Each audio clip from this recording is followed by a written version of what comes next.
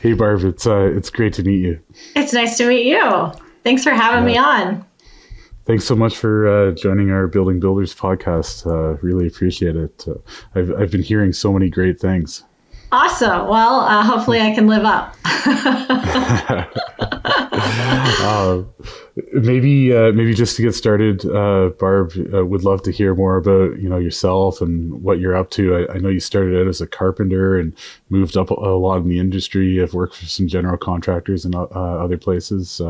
Maybe I'll hand it over to you to just give a bit of an intro. Yeah, sure. So my degree's in construction management, and I'll tell you, I just kind of fell into that. I think that one thing that we can all do better is share these construction related careers with people, young women and young men who just don't even realize they exist out there.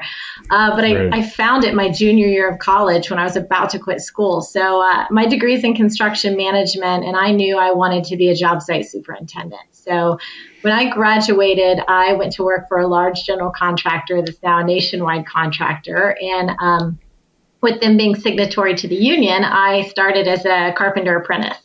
Wore my bags, worked in the heat and the snow, and you name it. I learned how to build and what that meant. And so then I just worked my way up in the field from carpenter to foreman to assistant superintendent to superintendent.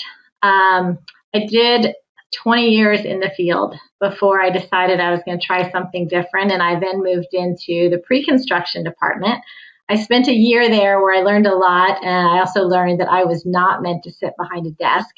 So I did not stay there long. And then I moved to the developer side of the business. And I spent 4 years with a nationwide developer managing the design and construction teams for their large multifamily towers across the nation. But I missed managing and mentoring direct reports because as an owner's rep, that's not something you get to do much. And so I went back to the general contractor world, but this time with a small contractor that was just 10 years old. And I was an operations director and managing director there. So I've been in the field, in the office, and the general contractor and the developer side. So I've kind of been around a little. Awesome. Tons and tons of experience there. Sounds like a great career so far.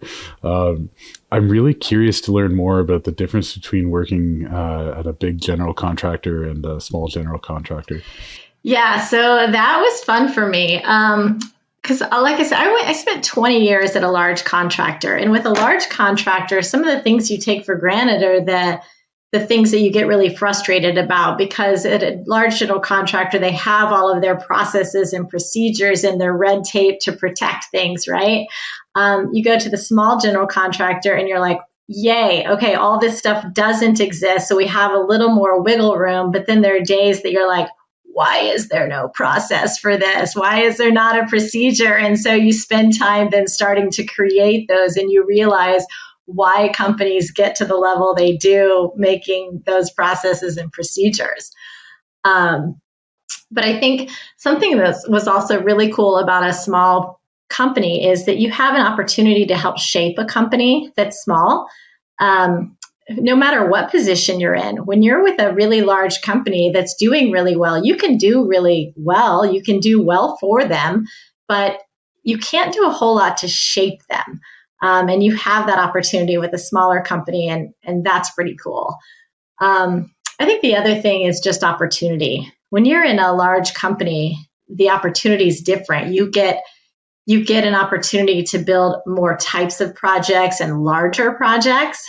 But when you're with a smaller company, the opportunities really come toward advancement faster because they're not as top heavy. And you just have, as they keep growing, you get to keep growing up the ladder with them. So it's there are a lot of differences, and it was fun to be on both sides of that.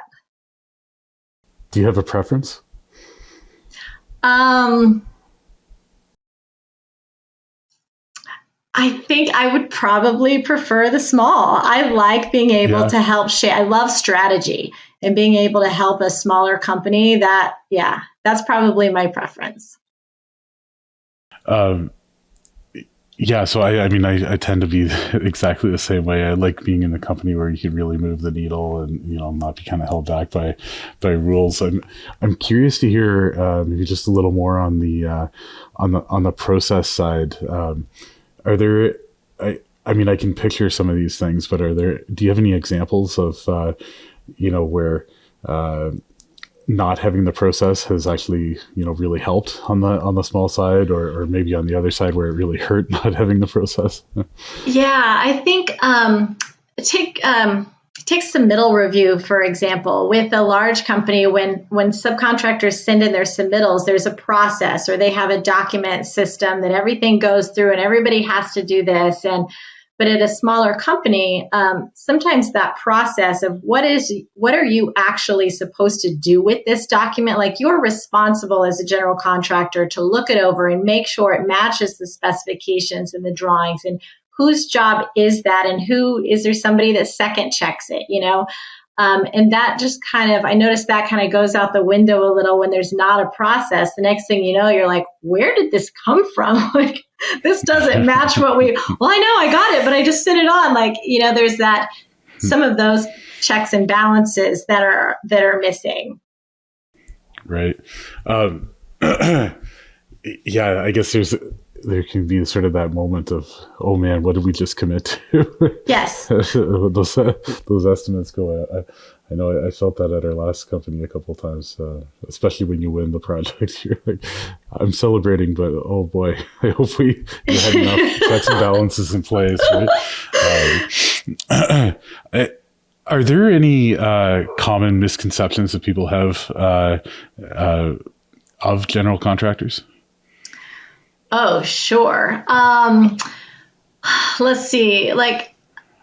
Since I was also on the developer side, that was interesting, learning what their misconceptions of general contractor were. Of course, they think pricing should happen much faster than it does. They don't realize what actually goes into making sure that we have them a realistic price.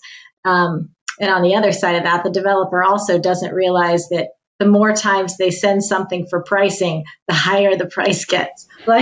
People are tired of pricing this new sink that you want, right?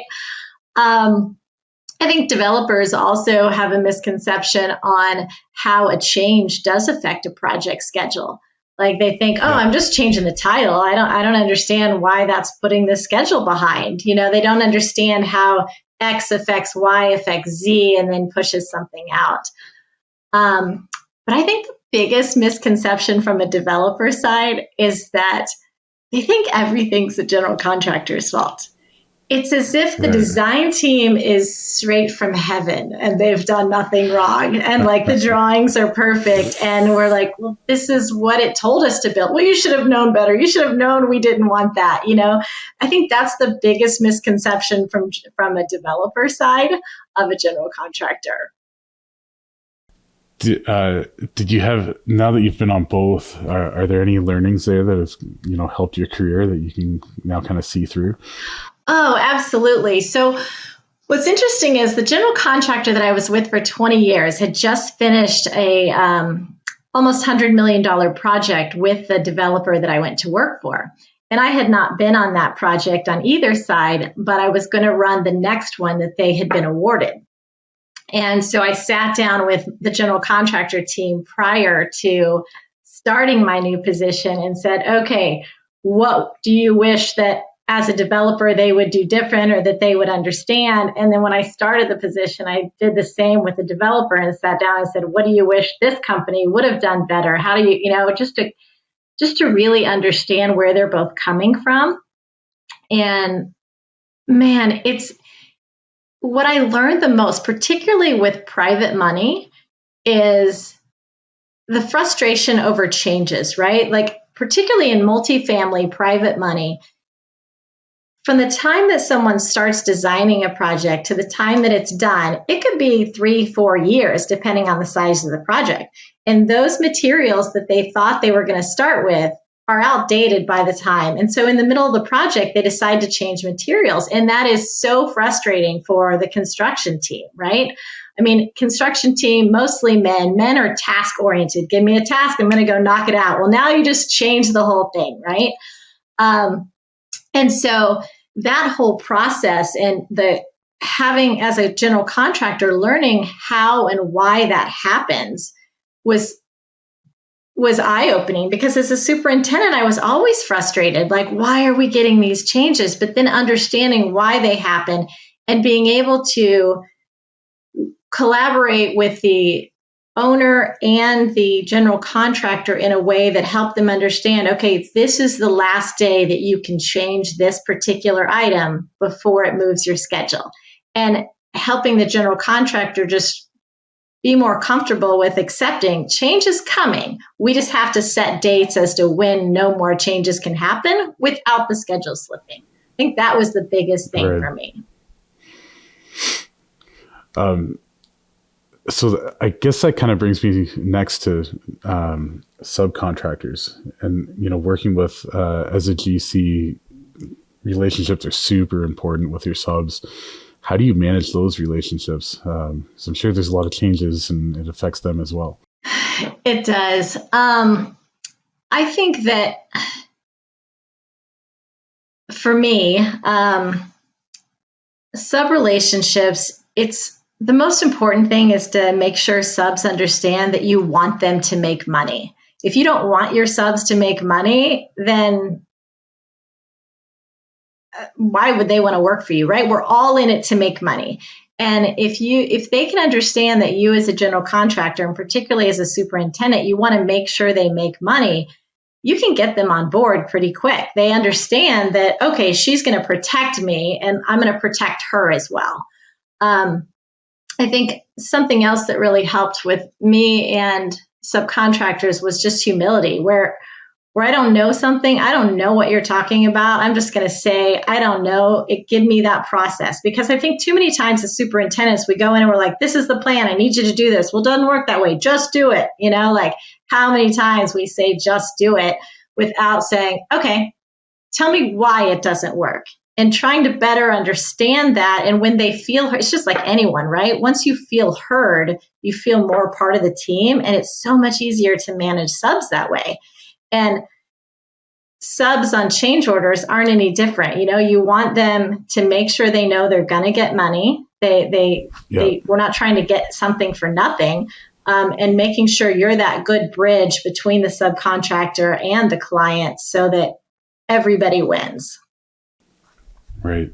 I've worked with many GCs in my former career, and there were some that we were the best partners with, and then there were others that were kind of managed you through just like a hammer, like a sort of approach of do it or you will not get paid. You're in this contract now, and it sounds like you were more so on the former approach or the earlier approach. Yeah, I think where I came in as a hard ass was we all have to be accountable, and we have contracts that we've got to stand behind. And if there's a change and you have X number of days to submit that there's going to be a dollar change, as a GC, I also have a contract with the client that I only have X days to submit the change. So you submit something to me 6 months later and say, hey, I want $3,500 for this.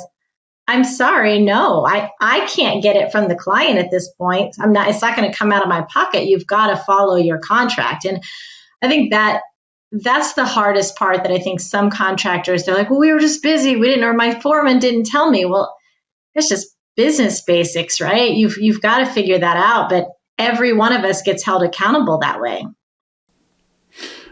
Yeah, it sounds like, some upfront communication can really help with that type of issue, right? Yes. Call it out before it happens on both sides of that relationship, right? Absolutely. The deadline's coming up. Let's talk about it.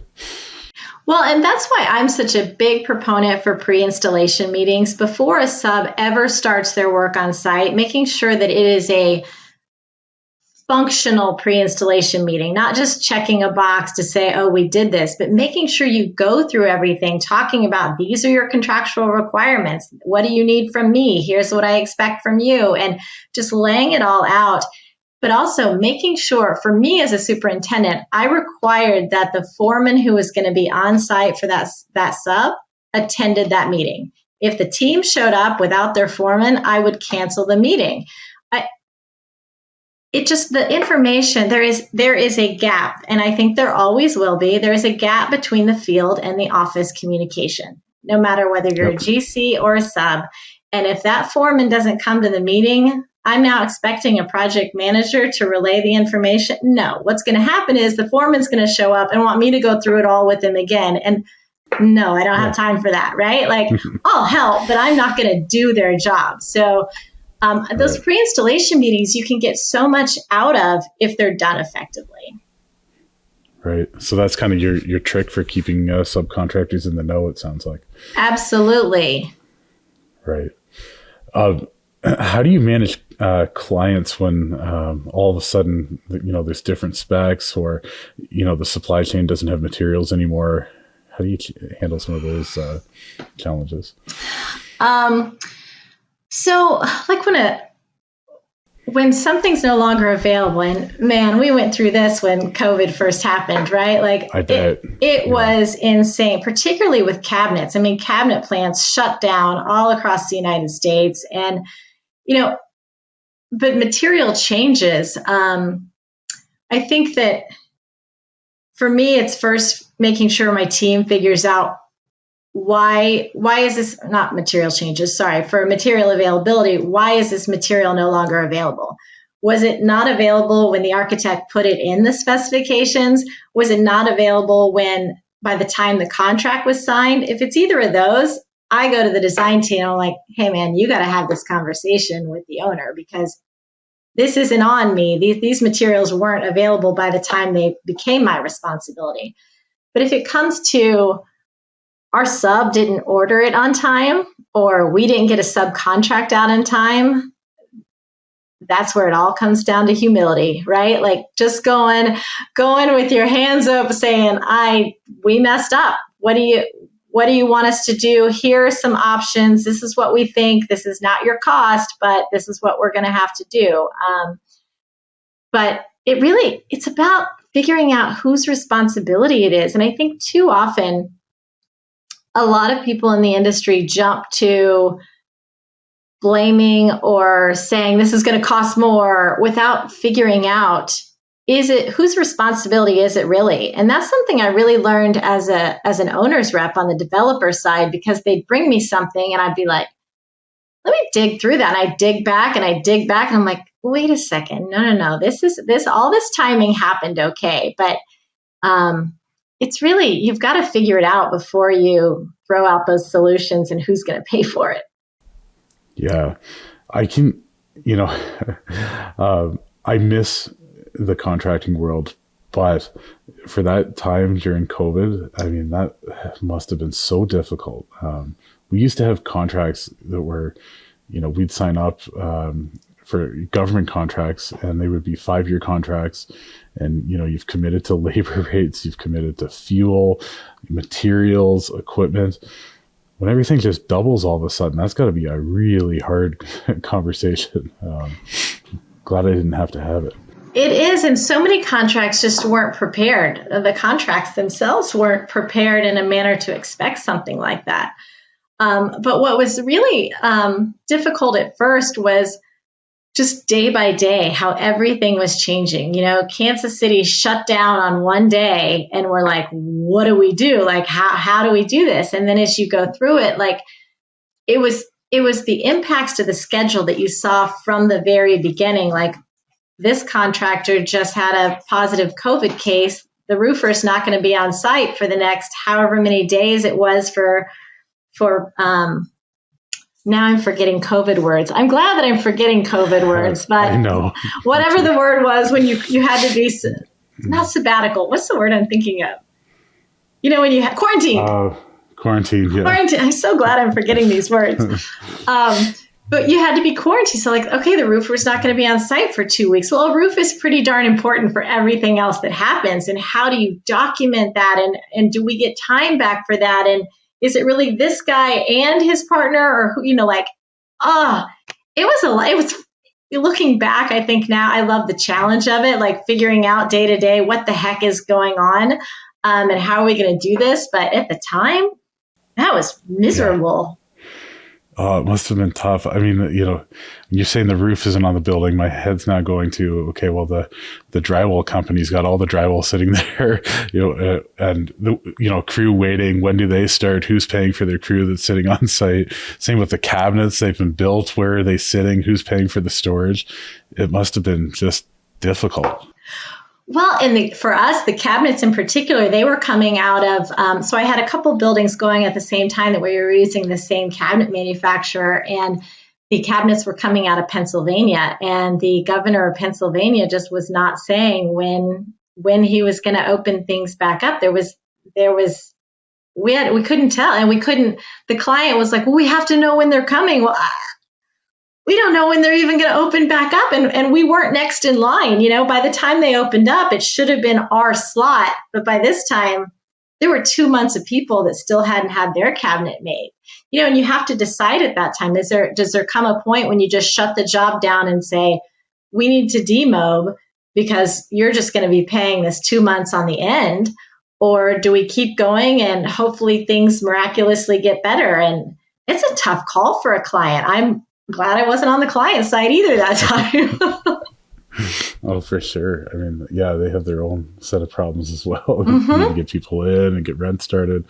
I want to shift gears a little bit and ask you a little bit about equipment. So, we're obviously very involved with heavy equipment rentals over here at Dozer.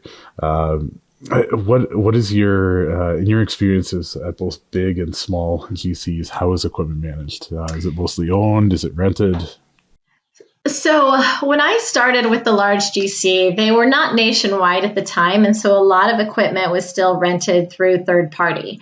And in that scenario, it was really most of the time superintendent's responsibility, and we were tasked with calling 3 different companies and getting rates.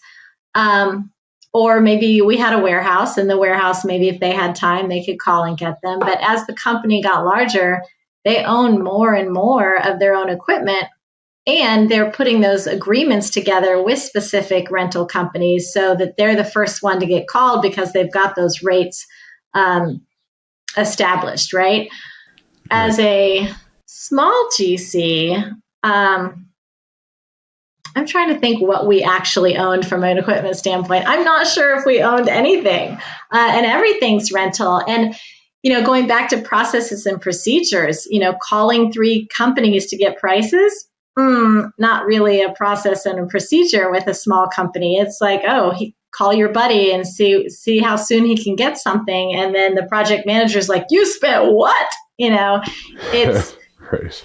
Some of those processes and procedures aren't in place. But with a small company, it's really everything's rented. Yeah. And they don't, with us, my former company, we didn't really have the resources to be able to put out an RFP for these equipment rentals. And that's why it was kind of call a buddy is, hey, I golf with this person. I trust them. They're going to give me a good rate, but you really had no idea, right? It was like, please help me. I need the thing tomorrow. I need a tractor on the thing tomorrow. Yes. Yeah.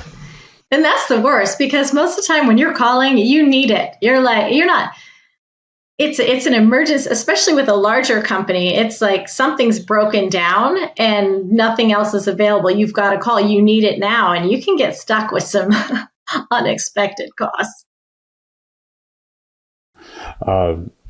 Yeah, I need to be careful here because I'm, really sort of about to share the whole Dozer solution, but that's not the point of this conversation. So why don't we steer away? I'm obsessed with this problem and solving it. So,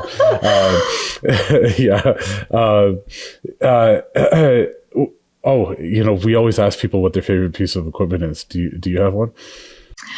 I don't know that I have a cranes in general. Like I I'm fascinated by cranes. And I will say, I spoke at ConExpo, and my hotel room, the view of my hotel room was not just the mountains in the background, but it was of the crane yard that was set up for ConExpo. And it made me so happy to wake up each morning and just see all these cranes, all the booms lifted there. But for me, I did a project down in Texas at MD Anderson years ago, and there were 4 buildings that backed up to each other to an open air courtyard. And I had to build a building inside this open air courtyard. So we had to decide where we're going to set up a tower crane on the outside to go over the 9 or 12-story buildings that were around it, or were we going to figure out how to get some hoisting equipment inside? And we looked for a while, and we found the smallest, cutest little crane, and it was drivable. I mean, the guy, as he was sitting in this crane, his butt was like a foot off of the floor. It was so little, and we had to drive it through this little plywood tunnel we created through the main lobby of MD Anderson to get it in there just to set the columns. And that, to me, was fascinating, that they just continued to keep up with what people may need, and it was available, and it worked awesome. We had some tricky stuff we had to do with exhaust because it was a hospital, and there were, of course, intake vents on all 4 sides of my courtyard. So we had an interesting exhaust scaffolding system put up that we had to attach to the back of the equipment that we brought in there. But yeah, that was a long answer to your question, being my answer is cranes. I love cranes. Cranes. Yeah, a couple of things. I absolutely love that view of all the cranes at ConExpo. It's awesome. And then also, I love the problem-solving piece. I can relate in finding just the right piece of equipment to be able to fit into a really interesting, often tight spot to be able to do the job just right. There's always a solution if you dig hard enough. There is, and it's so fun to find it. Because I love when people are like, oh, we can't, there's no way this is possible. You say there's no way there's possible to me, and I'm like, oh, I'm now going to find it. There's a way. Barb, I'm curious, so you're just mentioning Texas. Is there a lot of travel in this career? Did you find yourself, working from the corporate office a lot, or are you traveling out and working at these job sites regularly? Sure. There definitely can be a lot of travel, particularly for superintendents. But I think a lot of superintendents, once they get into that life, they love it, and they're labeled traveling superintendent.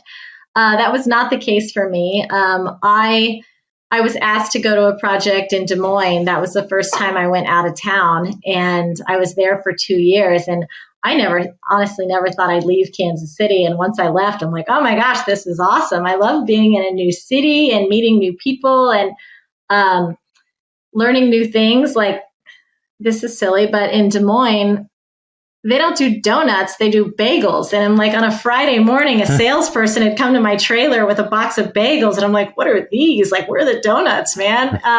Kansas City's all donuts. But it's something different everywhere you go. And so I only went out of town. I worked in Des Moines for 2 years, and I worked in Houston, Texas for 8 years. But, I know a lot of guys out there that have traveled their whole career, and they love it. Any other big differences other than just the donuts and bagels between those two places? My favorite thing is probably the differences in. Okay, I'm going to ask you. Do you know what a kaibo is? You do? No idea. No. Okay. Do you know what a Johnny is? Nope. Do you know what a luau is? No. Not a luau, a luau. Okay, those are all words for toilets. They're portable toilets, but they're called something different in every town. And it's just interesting. The first time somebody came in, they're like, we need more kaibos. I'm like, I'm on it. What the heck's a kaibo? I have no idea what you're talking about. But in Kansas City, we call them Johnnies. And in my speech at ConExpo, a guy came up to me afterwards. He goes, oh, in Hawaii, we call them luas. So you can use that for your next speech. I'm like, yes, I have another name. It's fun to learn what people things that you just think this is what everybody calls them. And you're like, no idea what you're talking about. So that's kind of fun. I had an idea when you said Johnny. I'm like, I'm not sure if I'm going to head here. Well, it's funny when I Funny. spoke at ConExpo and I asked, I started with Kaibo and the room probably had a couple hundred people in it and three guys raised their hand. They were all sitting together. And I'm like, I bet you thought more people in the room would know what that was. And they're just like, you Right. could tell they're like, what the heck? Nobody knows. But so that's kind of fun when you move around. That's funny. Um, completely unrelated question. My team was telling me that you're a real outside junkie and love kayaking. Do you have a favorite spot to go see a sunset or to explore outside? I love to hike waterfalls. So if there is a Oh yeah. waterfall somewhere that I can hike to the top of, that's my favorite. I think the best waterfall I've ever been to is Havasu Falls. It's outside, I think it's, I get directions mixed up a lot. I think it's the west side of the Grand Canyon. It's on an Indian reservation and it is amazing. But my last kayak trip was actually on the American River up in Northern California. And that was pretty cool. Oh really? Yeah. That sounds awesome. I'm jealous. It was Amazing. awesome. I just, that's part of being a superintendent, why I knew I wanted to be a superintendent. I wanted to be outside. I love being outside. I'm most productive when I'm outside with the fresh air and with people. And yeah, loved it. Nice. Barb, you were also part of our most influential women in construction blog. Can you share some thoughts on why you're proud to be a woman in construction? Yeah, I think in general, construction is so challenging and it's incredibly lucrative. So I'm super glad that I fell into it. But I think it's not just about being proud to be a woman, but it's proud to be a successful woman in construction because so many women drop out, particularly in the trades. I think you'd probably be surprised at the things that actually still happen and are said to women in our industry. I find that there are a lot of men out there that just don't realize it's still happening because they don't feel that way. Like they don't care whether you're male or female as long as you do the job. So they don't really realize it's still happening because they're not taking part or noticing. But some of the things that go on are just still crazy. And it's been made clear that I wasn't wanted or my ideas were too outside the box or I don't handle things in a traditional manner like the just go do it instead of the all right, well, tell me why it doesn't work, right? But I made it through. I stuck it out and I made it through and I've been successful. I've had an amazing career. And what I think I'm most proud of is that myself and other women who've done similar, there's now someone for young girls to look at and see, oh, I could be successful in that career. There's somebody that looks like me doing it, right? Right. And I think that's really exciting for me. Yeah, I love that. And yeah, so glad that you did stick with it and made it through. I have a 9-year-old daughter. My wife's in construction tech here at Dozier with us, and Awesome. you can see it every day, right? She's watching, she's picking up on all of this, and it's completely normalized. And super proud of my wife and daughter. And anyway, it's a great story. Really happy that it's working out. No, and I love that about your daughter too. And I love how you said it's normalized because for her, it is normal. It's normal to see mom and dad doing construction related things. And it's another opportunity out there for her that even though as parents, you may be raising her to believe she can do anything, but when she sees other people that look like her doing it, it really helps hone that in that she can do it. One of sorry, I'll just share a quick story. One of my most proudest experiences was my wife won this award, Entrepreneur of the Year, and Congrats. my daughter, it was cool. And my daughter went to the ceremony with my wife and I, and got to be on the runway and have a name tag, and again, like totally normalized. Like, mommy's winning these awards. Like, it was pretty cool. That's amazing. I love that. Barb, this has been an awesome chat. I really appreciate you being on here. How can our listeners find you?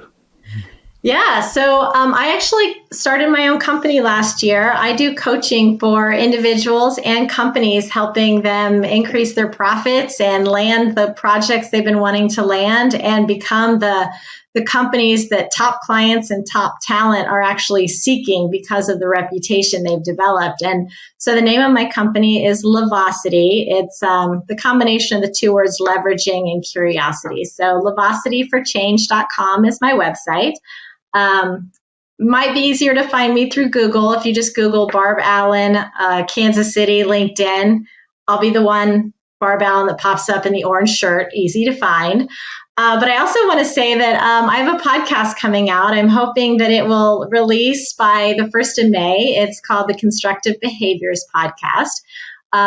So I'm super excited to get that out into the world as well. Awesome. That's super exciting. Both of those are very exciting. Thanks. Yeah, that's great. I hope everyone checks it out and wish you all the best. Thank you. And yeah, thanks again, Barb. This has been really great having you on here and learning more about your experience in construction in the space. Absolutely. Thank you for doing this podcast and for having people like me on to share our experiences. It's our pleasure. Yeah, thanks again, Barb.